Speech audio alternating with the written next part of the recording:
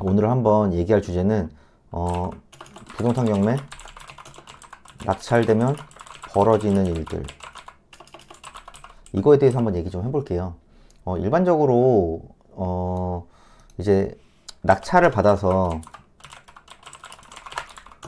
이제 뭐 명도를 해서 인테리어 해서 그 다음에 뭐 매도, 뭐 요즘에 단기 매도 이런 식으로 많이들 얘기를 하죠.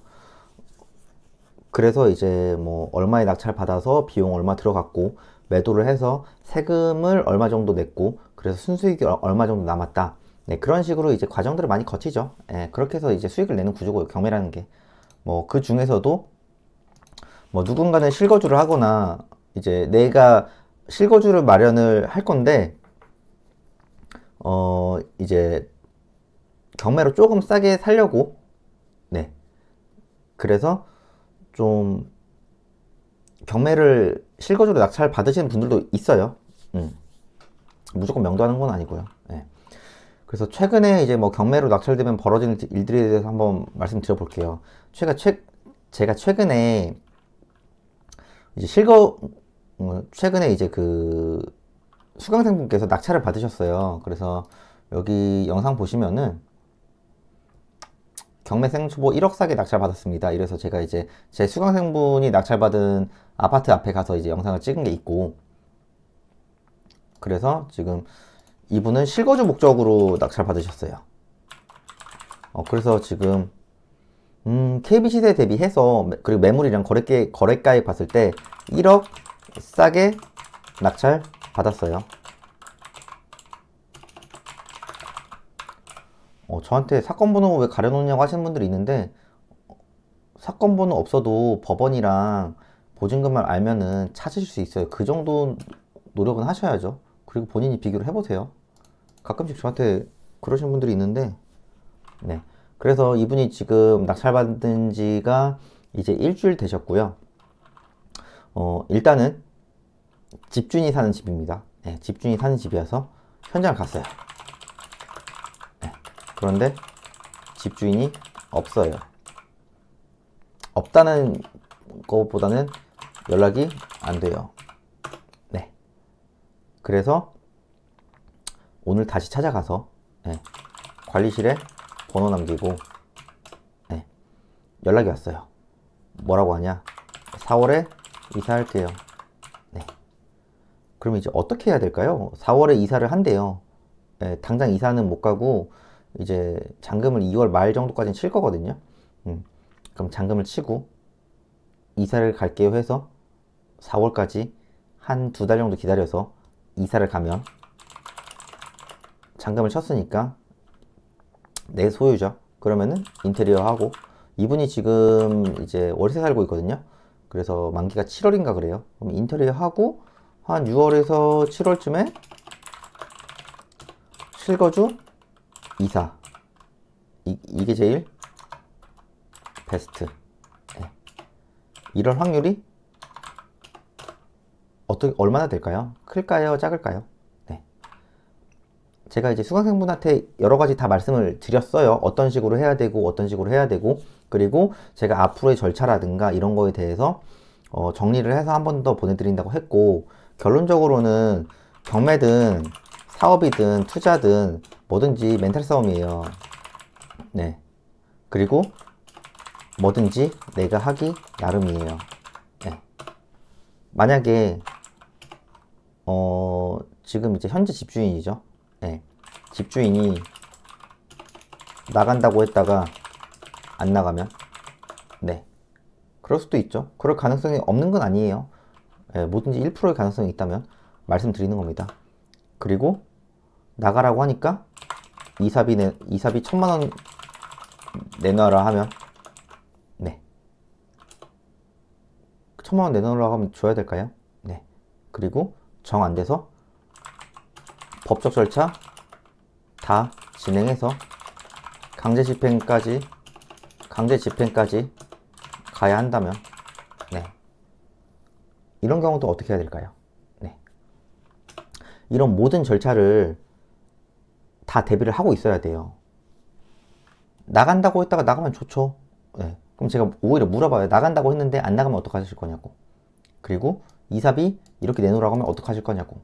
그리고 법적 절차 다 진행해서 강제 집행까지 가야 되면은 어떡하실 거냐고. 예. 근데 이런 거를 다 시뮬레이션 돌리고 전부 다 대비하고 들어가야 할까요? 네. 이런 부분을 생각은 하시라고 해요. 저는 생각은. 근데 제가 항상 얘기하는 게 모든 상황을 다 예측을 못해요. 상황에 맞게 대처를 하는 거지 모든 것을 예측할 수는 없는 거예요. 네. 단 1%의 가능성이라도 있다면은 그 부분에 대해서 생각 정도 하는 거죠. 네. 그래서 제가 항상 하는 말이 뭐죠? 일단 뭐든지 기본 멘탈이 중요한 거예요. 네. 그러잖아요. 그냥 나간다고 해서 안 나가면 어떡할 거냐고 제가 오히려 물어보는 거죠. 네. 뭐든지 대응의 영역이에요. 근데 일반적으로 자꾸 예측하려고 해요. 그러면 경매 낙찰받고 멘탈 붕괴 와요. 네. 그쵸. 제 수강생분이 지금 고민이 낙찰 받으니까 고민이 첫 번째 명도. 네. 뭐 명도야 저한테 계속 물어보면 하면 돼요. 저는 뭐 사실 보시면 아시겠지만 이 유튜브도 보시면 아시겠지만 평생 멘토링으로 가거든요. 어차피 평생 멘토링으로 해도 낙찰을 많이 못 받아요. 왜? 금액이 정해져 있으니까. 그럼 저한테 왜 멘토링을 받으라고 하냐? 이런 명도 같은 거나 이런 거 할 때 정말 이 과정들이 대처가 힘든 부분이 분명히 있을 거예요. 분명히. 저도 그랬었고. 그래서 이런 부분에 대해서 저한테 피드백을 받으려고 제가 멘토링을 해드리는 거예요. 그쵸?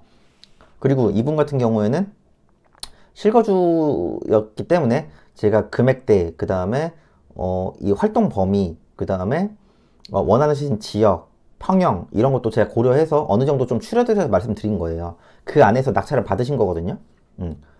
근데 첫 번째 명도, 두 번째 인테리어, 세 번째 대출. 그러면은 명도, 인테리어, 대출하면 끝이죠.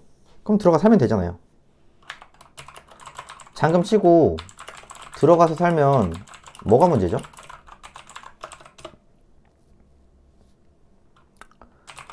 대출 없이 집 사는 분들이 몇이나 될까요?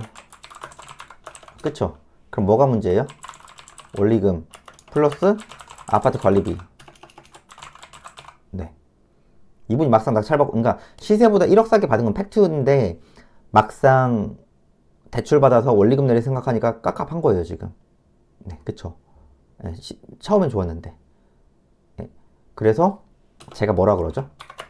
현금 흐름, 자산 증식 무조건 둘 다 하셔야 합니다. 제가 무조건이라고 하죠. 왜? 낙찰 받았는데 이거 원리금 못 내면 어떻게 해야 돼요? 네. 원리금 내다가 허덕이면 어떡할 거예요? 그쵸? 그래서 이분 같은 경우에도 이제 잔금 치고 나면 원리금이 나가거든요. 그래서 저한테 일단 에어비앤비도 배우기로 했어요. 네. 에어비앤비 정도만 배워도 원리금 정도는 커버가 가능하겠더라고요. 네. 아니 뭐 온라인 쇼핑몰로 배우셔도 되고.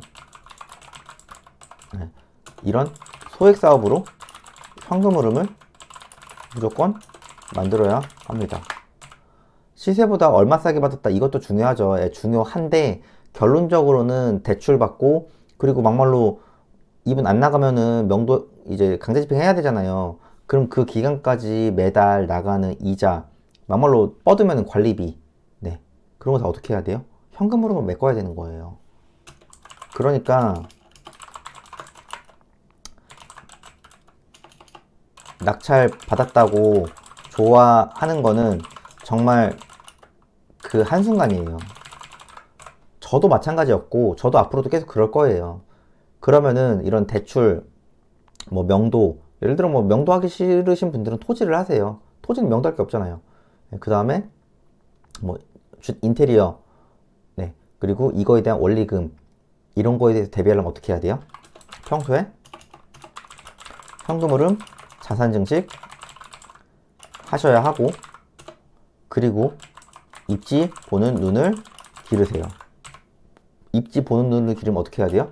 무조건 현장을 가야죠. 근데 잘 안 가죠? 네. 그러니까 입지 보는 눈이 안 키워지는 거예요. 저는 오늘도 갔고요. 제가 요즘에 주 4일에서 5일 정도 현장을 가요. 여기에 제 수강생분도 있으시겠지만은, 정말 많이 가요. 종류별로 갑니다, 저는. 예, 한 지역만 가는 것도 아니고, 지역마다 주제를 정해서 저는 골고루 가요. 왜?